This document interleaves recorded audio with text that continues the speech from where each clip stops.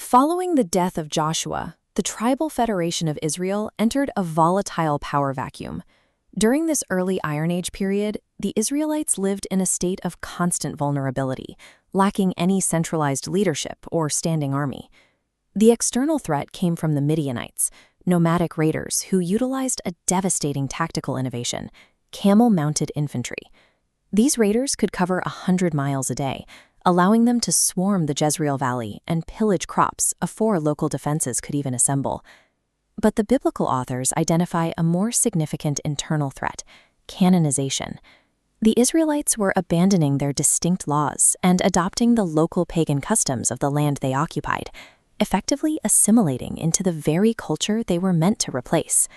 This bronze figurine represents the center of that shift: Baal, the Canaanite storm god.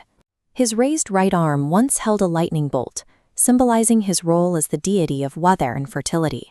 Beside him was his consort, Asherah. These reddish clay figurines indicate how deeply this fertility worship had penetrated Israelite homes, signaling a total compromise of their ancestral religious identity. The text presents this spiritual infidelity as a breach of contract that forfeited divine protection. By adopting the local gods, the Israelites invited the very foreign oppression that was now dismantling their harvests and plunging the nation into systemic poverty. Look at these rock-hewn pits. These are ancient wine presses, usually used for crushing grapes. But because of the Midianite raids, a farmer named Gideon was forced to use this sunken stone floor to thresh his wheat, hiding his food underground to avoid detection.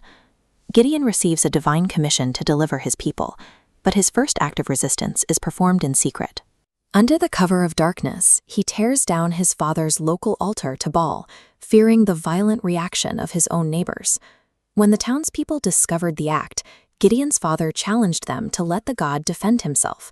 This earned Gideon the name Jerubbaal, meaning "let Baal contend." Archaeologists have found 12th century BCE pottery, like this fragment, proving the name was in actual use during this period.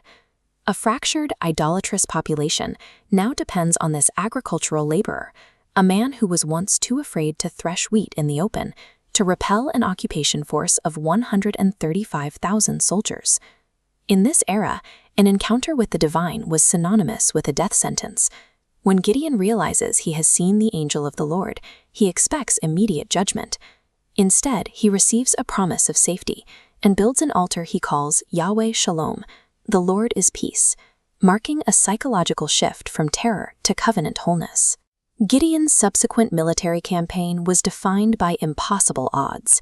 To ensure the victory would be viewed as a miracle rather than a human achievement, his army was systematically trimmed down from thousands to a mere 300 men. At 10 p.m., at the change of the night watch, Gideon's 3 companies surrounded the Midianite camp at the foot of the hill of Moreh. They utilized pure sensory overload. On Gideon's signal, 300 clay pitchers shattered simultaneously as hidden torches burst into a blaze, accompanied by the blare of trumpets. The Midianites, woken by the noise and fire, fled in a state of total panic. The success of this psychological attack proved the narrator's core point: Israel's survival depended entirely on divine deliverance, not the size of their military or the strength of their walls. To understand this victory's true cost, we look at the ring composition organizing the Book of Judges. This literary structure arranges the leaders' stories in symmetrical pairs. As narratives move inward, the leader's character degrades. Each story is darker than the preceding one, tracing a progressive descent from deliverance into violence. Gideon's story sits at the exact mathematical and thematic center. Gideon's narrative functions as a structural trapdoor. It is the precise moment in the historical record where the nation's trajectory shifts from triumph to tragedy. The victory was short-lived.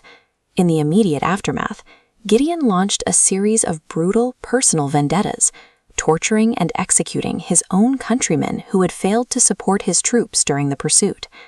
When the people offered him a hereditary monarchy, Gideon publicly refused the title of king.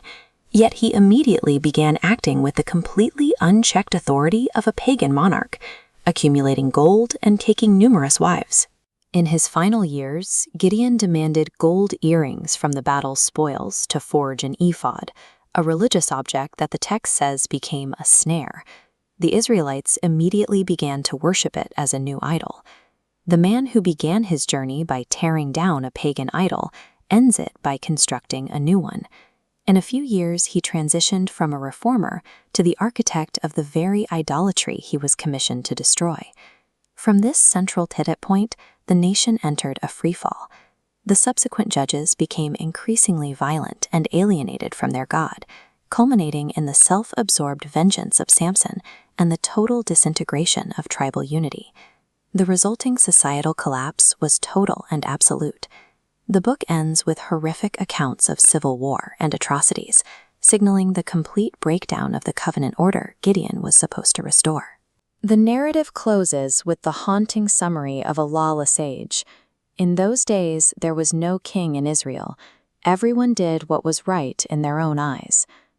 Gideon's story demonstrates that Israel's greatest threat was never the Midianite army or external raids.